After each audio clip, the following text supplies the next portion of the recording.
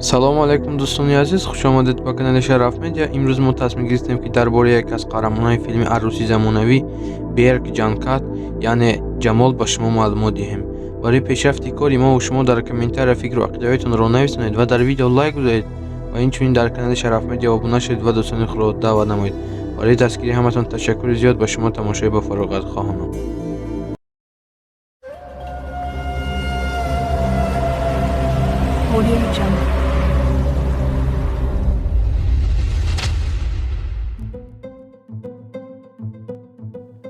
Берг Ҷанкат ҳунарманди маъшҳуре ки мо ӯро бисёртар бо тахаллуси Ҷамол мешиносем, ки дар филми арӯси замонавӣ нақшофарӣ кардааст мешиносем.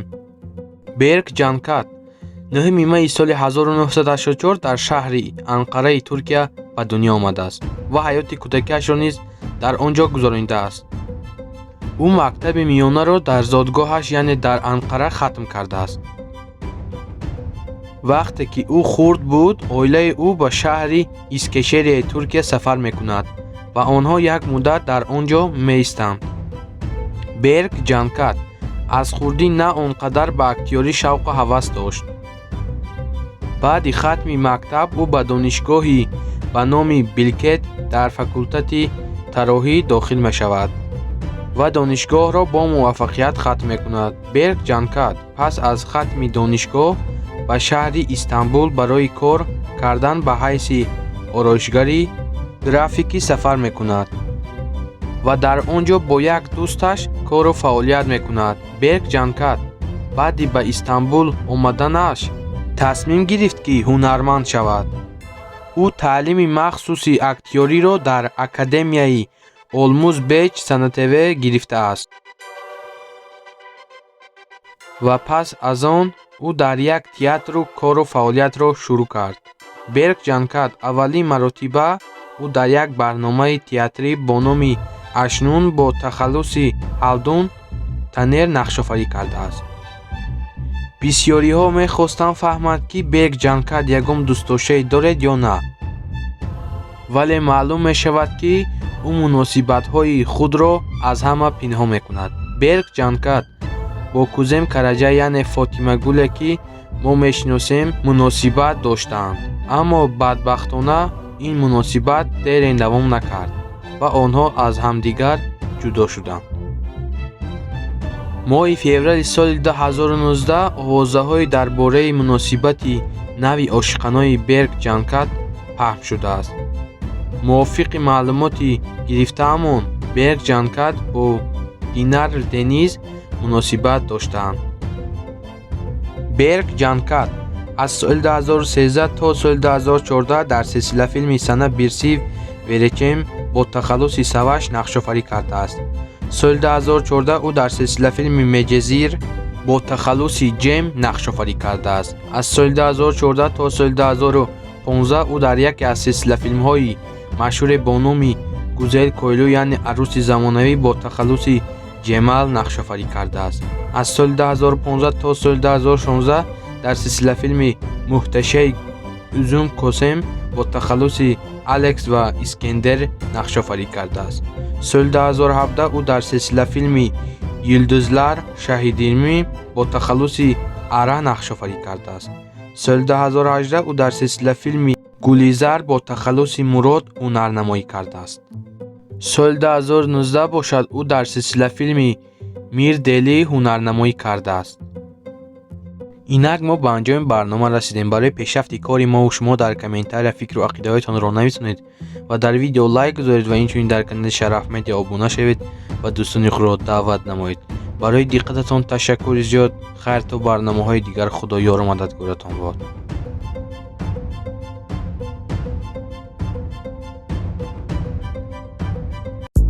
салому алайкум дӯстони азиз, хуш омадед ба канали Шараф Медиа. имрӯз мо тасмим гирифтем ки дар бораи яке аз қаҳрамонҳои филми арӯси замонавӣ Фотимагул ба шумо маълумот диҳем. барои пешрафти кори мо шумо дар комментария фикру ақидаҳоятонро нависонед ва дар видео лайк гузоред ва инчунин дар канали Шараф Медиа обуна шавед ва дӯстони худро даъват намоед. барои диққататон ташаккури зиёд. ба шумо тамошои ба фароғат хоҳонам.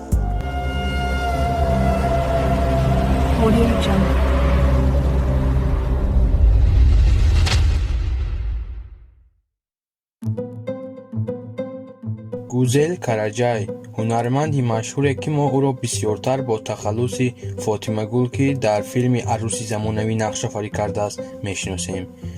гузел караҷай 7 сентябри соли 1992 дар шаҳри Истанбули Туркия ба дунё омадааст. номи модараш Мерер Караҷай, номи падараш бошад Гумет Караҷай мебошад. ӯ ҳаёти кӯдакиаш дар Шиния ва Канада гузаронидааст.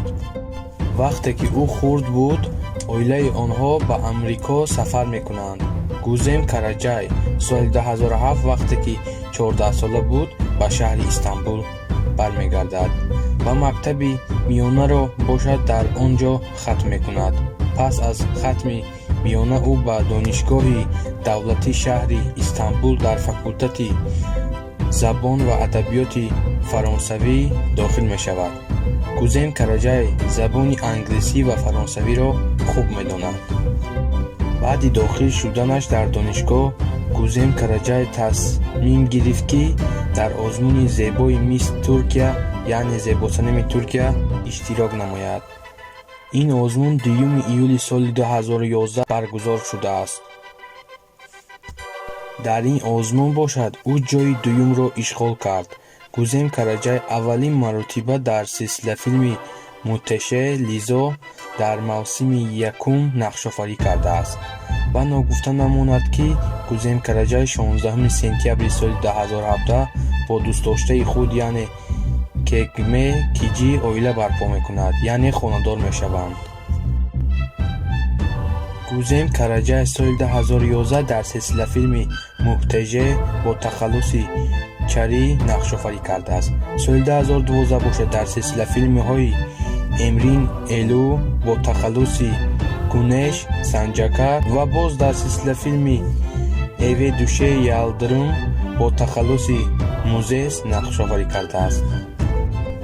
аз соли 2013 то соли 2014 дар силсилафилми Бенам ҳала Умудум бо тахаллуси Умод Озден нақшофарӣ кардааст. соли 2014 ӯ дар силсилафилми Сене Севери Аданум бо тахаллуси Эзел нақшофарӣ кардааст.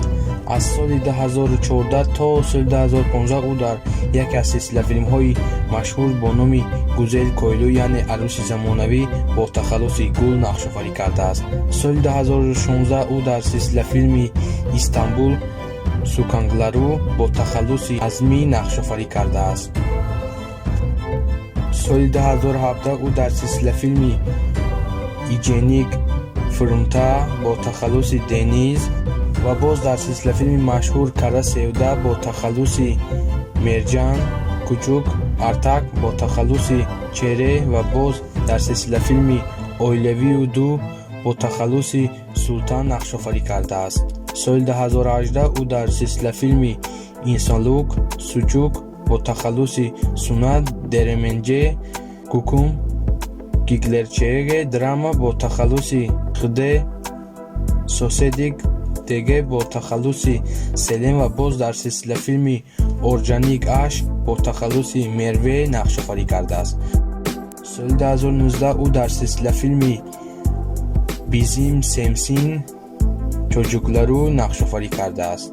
аз соли 2020 то инҷониб ӯ дар силсилафилми Шемпион бо тахаллуси Элиса нақшофарӣ кардааст. инак мо ба анҷоми барнома расидем. барои пешрафти кори мо шумо дар комментария фикру ақидаҳоятонро нависонед ва дар видео лайк гузоред ва инчунин дар канали мо обуна шавед ва дӯстониро даъват намоед. барои диққататон ташаккури зиёд. хайр то барномаҳои дигар. худо ёру мададгоратон бод.